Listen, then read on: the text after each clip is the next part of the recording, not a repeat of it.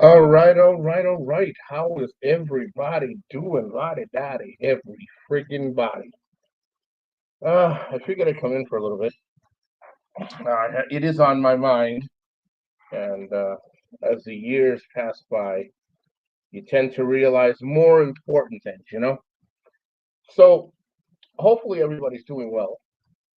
Let me get organized here just a little bit. All right. I just came in from outside and taking care of the dogs. It's their time. I got one more time to just one more little thing that I have to do with the dogs, and then I call it a day. I had to go outside and lock up the cars. I always roll the windows down when it's like 9,000 freaking degrees. I'm not complaining. Uh, John S., thank you so much. I will update you right now. I wanted to first say this is the anniversary. I don't like to say anniversary, but this is the day that I lost my friend. Many friends before him, but as you get older, you start bonding a friendship with people, and it was uh, uh, it was one of the ones that impacted me the most because I've had friends that have passed before, but you accept it. And this one I didn't want to accept because I was going to see him a few months later, and he had passed away. So I wanted to say, Ed, you will always be missed, and you will be missed every year that it's on my calendar. I will do a show, whether it's 15 or 20 minutes, whether I'm drunk or sober or something. I will remember you my way. So I wanted to say, you're missed, Ed. Uh, I miss you. I'm sure many people will miss you and have missed you, and I will always remember you every year until the day that I die. Well, not that far in because then I have to then I have to take care of myself. I'm not gonna remember you on my deathbed. I'm not gonna make a show if it's on my deathbed. But Ed, you are missed. You were a good friend, and we just kept in touch, and our friendship grew. You know, so thank you, Ed, for being such a good friend and for being such a good father. And I can't say you were friends with how you were with everybody else, but with me, thank you for accepting me into your family and many of my friends prior as well. Uh, oh, thank you, brother. Uh, he was a good man. Of course, he played the field like everybody else, had some fun, ruffled people's feathers. But if you met him, just like me, Johns, if you ever make it to the Philippines when I'm there next year, I'll be there this year, but you'll be there next year, hopefully. Then you'll meet me, and then you make your own judgment. And I think you're gonna be very surprised the difference. Like what you hear now, it'll be more enhanced. I'm just not keen to meeting people. When I meet them and if they're just shitty, I just don't bother with them. So I haven't met anybody that would say anything negative about me. But people will invent, and if there are, then they're welcome to it. I've just never heard it. Thank you, brother. He was a good man, dude. He was a really good man. Outside of you two, uh, and of course, when you get to his age, you just have fun. He didn't get to do a lot. And John's, I tried. I tried. And I spent some time yesterday with my granddaughter. It was only 2 hours. I was up there at the appointment. John's, the appointment went phenomenal. Healthier than I thought I was going to be. I'm not going to sit here and freaking sugarcoat it and tell you, hey, I'm freaking Jack LaLanne. No, no, no. I'm still working on my weight, coming down slowly. A 1 pound every 3 or 4 months is good. I'm doing really good. No hypertension, no cholesterol, no diabetes, no kidneys, no liver, nothing. Everything is good. The only thing they're a little concerned was the nerve on my face. So they're going to check that on the 4th. They're going to do a nerve blockage, but that's it. A little healing after that, and then it's looking like I'm going to be in the Philippines or in Asia around November because I want to make sure everything here is okay, even after the healing.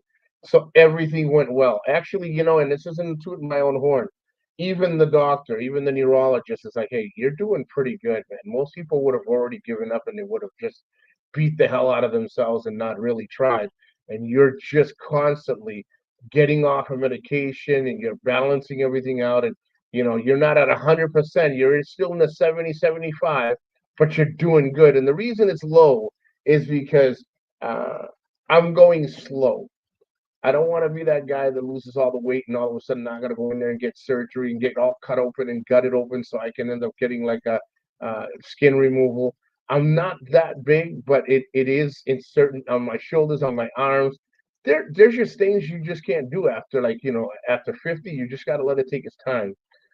Slow and steady. That's the word right there. And there's no hurry. I didn't gain all this stuff. And let me tell you, I've lost over 100 pounds. So that's I mean, I'm under like what I thought I would lose. I'm way under, which is good. And when I get over to Asia, it's only gonna deteriorate and not deteriorate. What is it? It's only gonna get better. Like the weight, it's gonna deteriorate. It's gonna be gone. Because I don't really eat that much out there. Here I eat. I have access to things. Hey, Ashley's in the house. Hey, Ashley. John remembers Ashley. Um, so yeah, little by little, man, and I'm very happy about it. Hey, John, do you want to laugh about something? So there's a new update that we got on Android, and I guess Ashley sees it on her iPhone and her Android. So today I was sending her a message, right? Bro, congratulations, man. 102. Let me tell you, people don't realize when you lose that much weight, because you don't think you're heavy. You know you're carrying some weight. But when you lose 100 plus 120, you got me beat, dude. Dude, awesome. You're fucking killing it, man. That's awesome. Um, dude, people don't realize when you start catching up and then you get older, you got to go slower because if you go too fast, you can do more harm than good. Now, people say, no, it's not. Yes, it is. Yes, it is. For the high percentage, you do more harm than good if you go too fast. Uh, I am just joking. I mean, my ex weighed 120. So, John, check this out. So, there's a new update on the phones, right? So when you say the word, like I sent Ashley a message and it said, if I'm not mistaken, a deal, the word deal. And for some reason, in the conversation when I'm doing voice to text, the deal sent her a message, like the text message sent her a message about something to do with a deal. When I wrote to my daughters, and I wrote to my daughter something about daybed, I said the word day bed, and the message, the Android, I guess, recognized the word and sent them a link for the word daybed, right? Um, so all of a sudden, I sent Ashley a message and it said deal. And I said, hey, have you been getting this? And she's like, I thought I was going nuts. Because Ashley, I'm going to call you Ashley until I fucking want to call you fucking Beverly. Jesus, when the hell do I need fucking permission to call anybody anything? You're fucking Ashley and I'm Eddie. All right? I'm not complaining and crying about fucking Eddie. Do I look like a fucking Eddie? So, Ashley, so I sent Ashley a freaking message, right, Johns?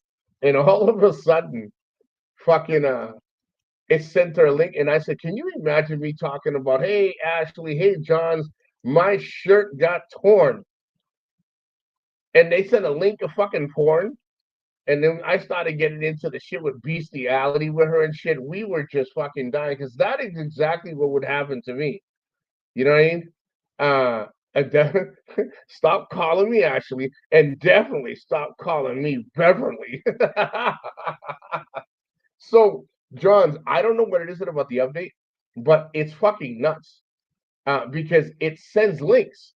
So if I were to send somebody a text and I said something about, hey, I'm dying to go down to the waterfalls in the Philippines, if this, you can shut it off. That'll be the next conversation. But if it recognizes Philippine waterfalls, it will send them a link of something to do with the freaking. I'm not saying it's bad, but it'll send them a link of something with Philippine waterfalls. Okay, so it's definitely something that's a suggestion inside the application. So I have to go in there and shut it off. So back to what I was saying, gone but never forgotten. There's a lot of friends that I wish I could have remembered the dates that they had died.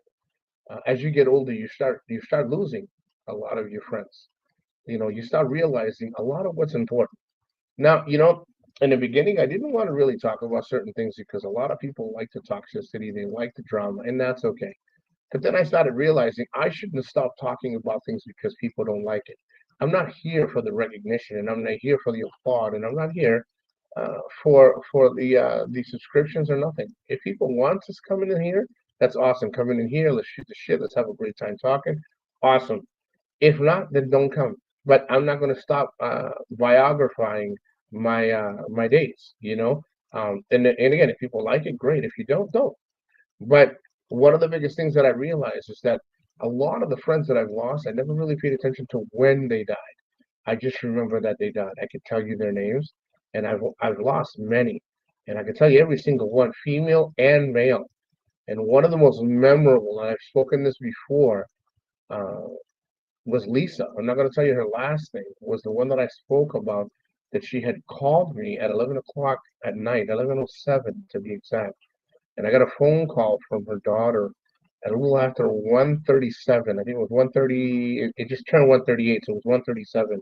Because I always look at my phone before I answer, and she was like, "Hey, who's this?" And I said, "It's Nico." So your phone should say that. What's going on? Who's this? And I said, "You don't sound like Lisa to me." It was her daughter, and Lisa had hemorrhaging in her brain in the bathroom when she fell, and I think she hit her head on the toilet seat I think it was either the toilet seat or the bathtub. I don't remember hearing bathtub, but I remember her saying that she hit her head. And I went blank. I went blank. I said, "What are you talking about? I just talked to your mother. We're going to have breakfast in the morning." And and I apologize. She did not call me at 1 uh, 37 in the morning. She called me at 8:37 in the morning. She had died a little after 1:30. Was the coroner was saying, and she had died. And we had just came from years of not talking because she had had addictions, and she was always in love with my cousin, but we had stayed always as friends, and she was in a very abusive relationship. So the relationship got her into drugs, and then after she had quit, she had quit. I saw her at if you guys are from up north, it used to be called the Mulas, and it's now called Market Basket, and she had passed after a few weeks of us getting back together and talking. And she was one of my best female friends I've ever had, besides Leona. Leona was also married to my cousin, and Lisa, of course, is white, and Leona's black. Not that it mattered, but I have a plethora of different cultures, like different, what do you call it? Different ethnicities. But my closest female friends was a black girl and a white girl. And when she died, it broke me. It really, really broke me. And every year when I see my Facebook, my messenger, no, my Facebook sends it to me. It says today's Lisa's birthday. It's not her birthday. It wasn't. I don't know when. I don't remember the late day she died. And one of my first loves, and I can't say her last name, was Christina. She was my first love. One that I must have loved for forever. And I was so afraid to talk to her. Um, and then when we finally got together, she moved to Virginia, and we were in love for so long. Um, and then she started working for American Airlines, so we grew apart. So I guess the love that I had for her is not any less than what she had for me, but she met somebody. Uh, oh, you don't offend anybody. Here we're not soft-skinned. Uh, Ashley, Beverly, we're not soft-skinned, but it's okay. But thank you though. Um, and Christina had met somebody. She had traveled all over the world, and she met a nice guy, and I guess he was a nice guy until years later. Me and her were talking, and she just had her first child, and she's like, "I got to get out of this marriage." We stayed as friends, and she goes, "I love him, and it's my father and my daughter." But then she had a second child a few years later, and she was to she actually was stayed with him for almost 8 years, 7, 8 years, 8 years. She had two daughters, and I get a message from my sister, and she goes, "Hey, are you busy?" And I said, "No, what's going on?" And she goes, "Can I call you?" And I said, "Yeah, call me." So I sat down. I was having a drink, and she goes, "I don't know if you're sitting down." I said, "I'm sitting down." I said, "Man, don't tell me somebody that I know died, man. That's exactly what I knew." She goes, "It's somebody that you would not think that would die." Um, and I said, "Is it a family member?" She goes, "No, but somebody you really, really care about." And I said, "Of course, and I care about people because the ones that I do care about me, and it's a very small circle, but it never crossed my mind."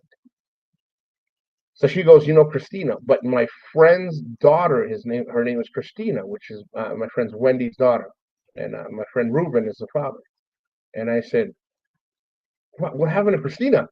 She goes, which Christina do you think I'm talking about? And I said, Christina, Ruben's daughter. She goes, no, no, no, no. I think this is really going to bother you. And I said, Christina. She goes, Christina from Virginia. And I said, are you talking? I was going to say her last name. I said, nah, not Christina. And she goes, yeah, her husband posted that she went to sleep the night prior and everything was good, everything was quiet, and she never woke up. I said, "Are you fucking shitting me?" So then I go to her page, and there it is on her page. Her husband had posted, and her daughter had posted. I miss my mom, blah. And I was like, "Oh man." Ever since then, I became cold, man. I became cold, and I said, I can't love the same. And then it took me a long time to get over that, and it was very hard for me to make friends. Everybody says you can always make friends, Nico. Yeah, but true friends are hard to come by. And then I met Ed, and then when after Ed invited me to his wedding and had me be in his wedding, uh, we became close friends. And I said, you know what, Ed will be the beginning, even though it is later in my years, will be the beginning of every person that I lose. I will remember. But I never thought about it that way. I did know that he was getting older, of course, but it wasn't like that. I said, if Ed will be my friend, and if anything happens, I'm gonna be with us, through thick and thin. Um, John, trust me, it literally killed me. And you got very you got I can pretty sure that Beverly, she can tell you the first love she's ever had, and John as well as you. I don't know if you guys had a good outcome or bad. My outcome, I was blessed to have Christina in my life. I was blessed to be able to love her the way that I did, and for her to love me back. And it might not have been to the fullest of us being together forever, but it was that love that was young, it was pure, um, and it was there. It was just there. Um, and of course, it hit me the negative way because I was angry. And then I realized I didn't want to be angry anymore. Then I got into drugs and alcohol, stuff like that, and then I got into all recreational shit because, I was always like that. And then I stopped, and then I said, "Fuck it, I can't do this shit no more."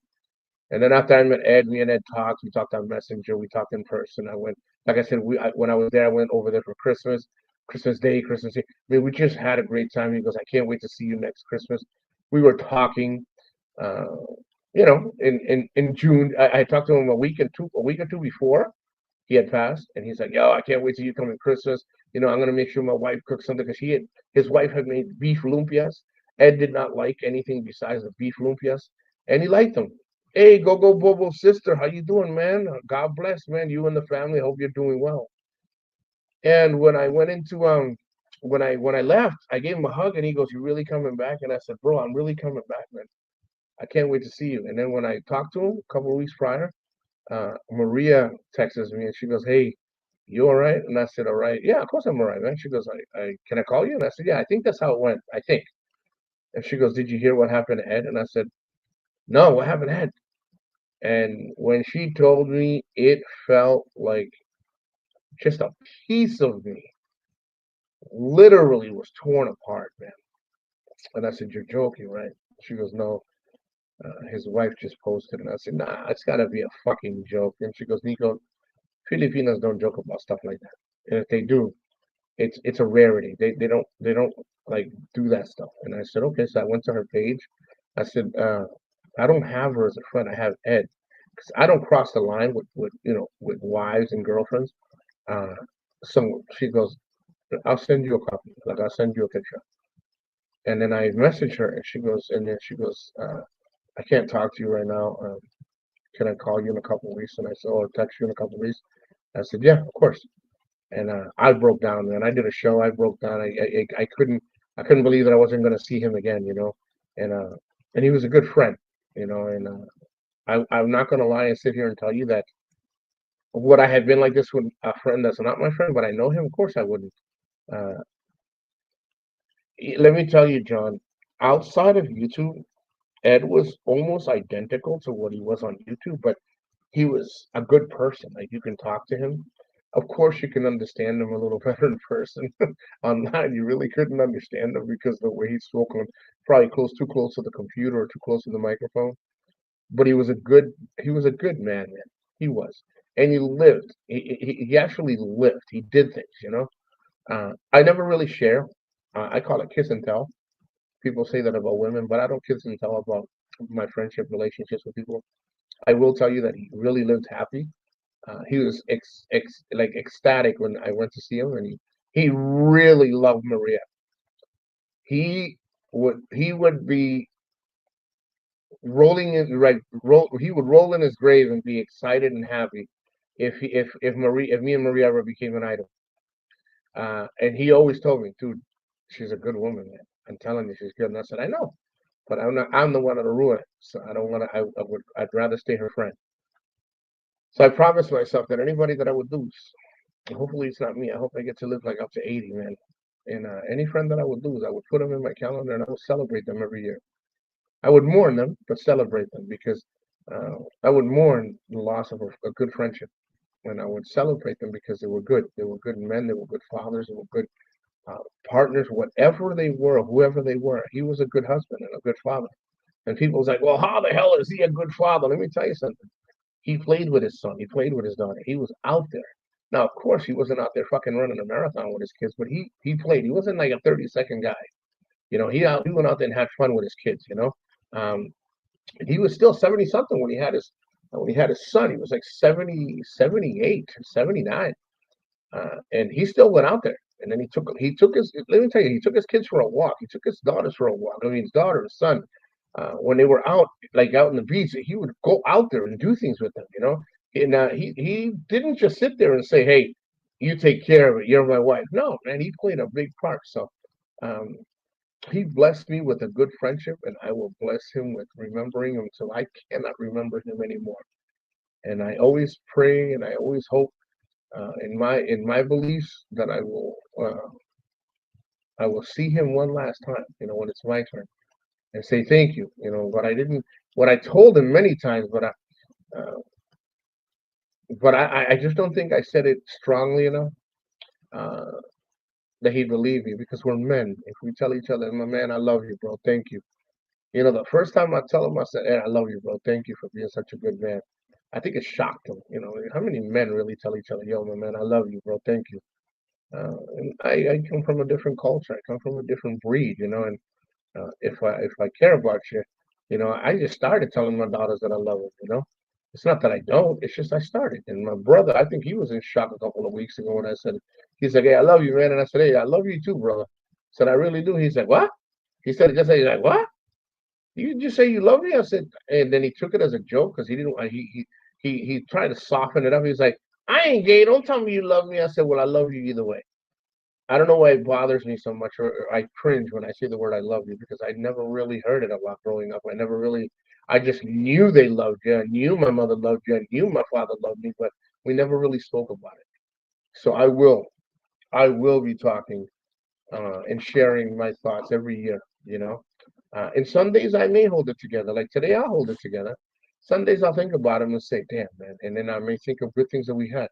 I just Maria sent me a picture of me and him sitting at the social park social, sitting down when he was going for his appointment for the VA that they had fucking canceled the morning of.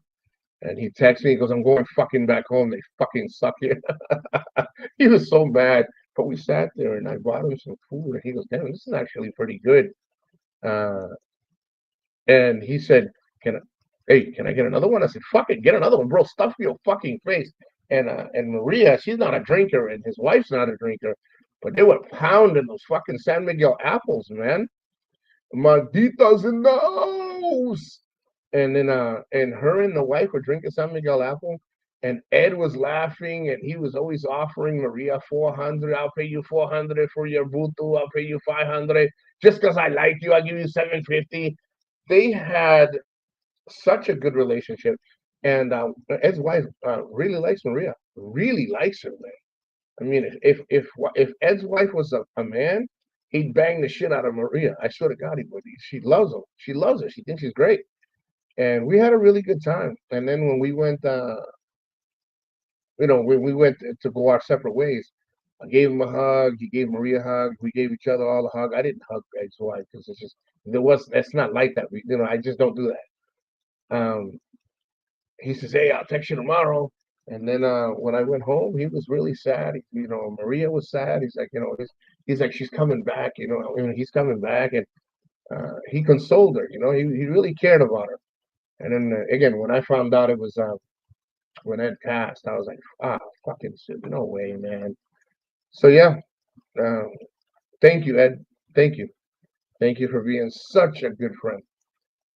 Thank you for always uh, trying to guide Maria in the right direction and be good to her. You didn't have to, and you did. That to me is an honorable thing. When people do for others before they do for themselves, or they do it without any intent, it's a good thing, you know. So uh, if you didn't know Ed, he's a good man. He's a good father. We're not all perfect, man. Believe me, I'm far from fucking perfect. I am far from fucking perfect. But one thing people can't take away, they can tarnish me all they want and say things as they invent, but nobody can ever take away from the person that I am, that I've always tried to be. If you know me outside of social media, then you would know what kind of person I am. But if those that don't, they can invent, and it's not gonna stop me from being me. But I hope I don't ever lose any more friends. And if I do, uh, I hope I'm able to be a better friend to them, and we can enjoy the rest of the years we have left. So I don't want to take up too much of you guys' time. I want to say thank you. Uh, I have a month that I will be going to the Philippines, actually to Asia.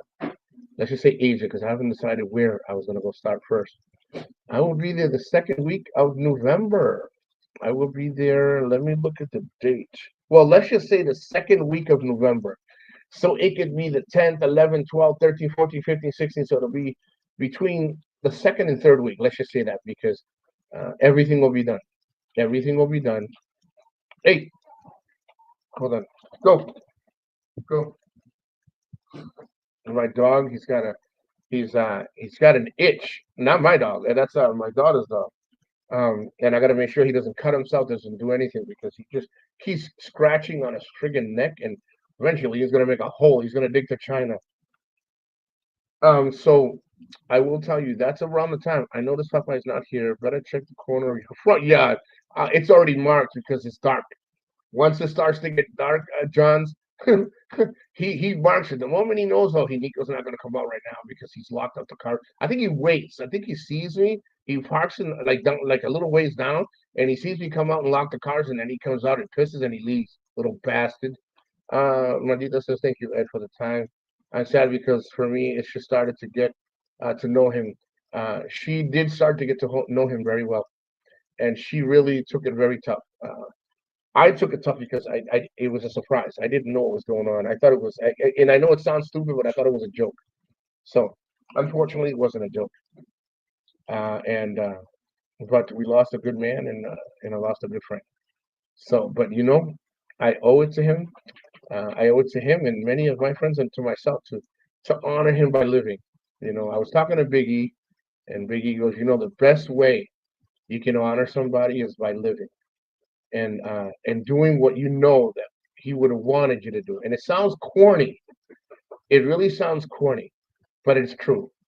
In order to honor somebody, you live.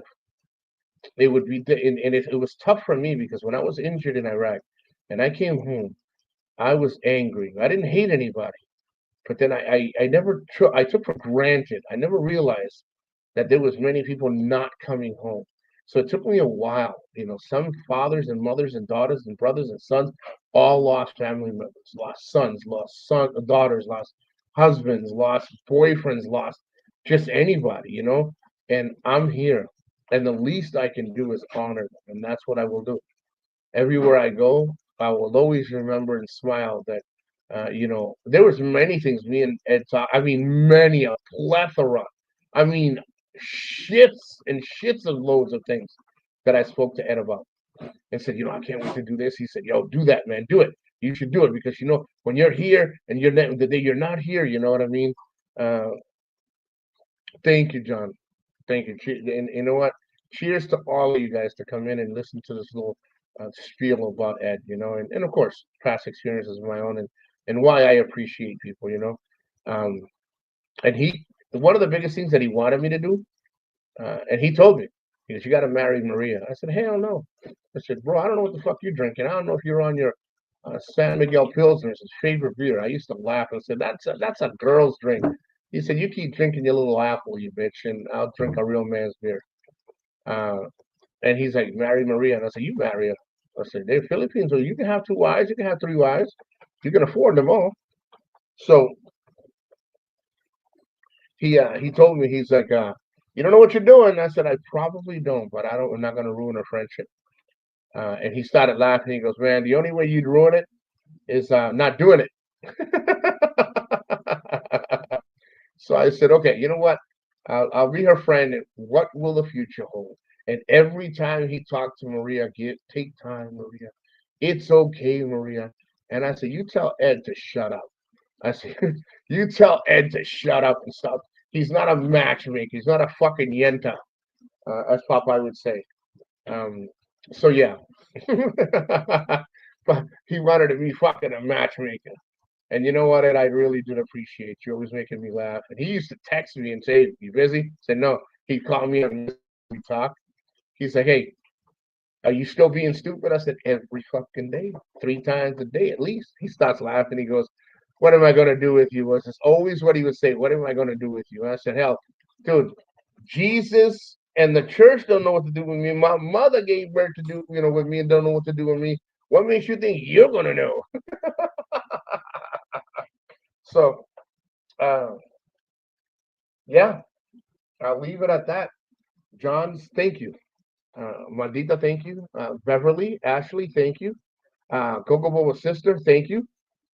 And God bless you guys. Thank you for coming in. I really do appreciate it. I don't want to take up too much of your time.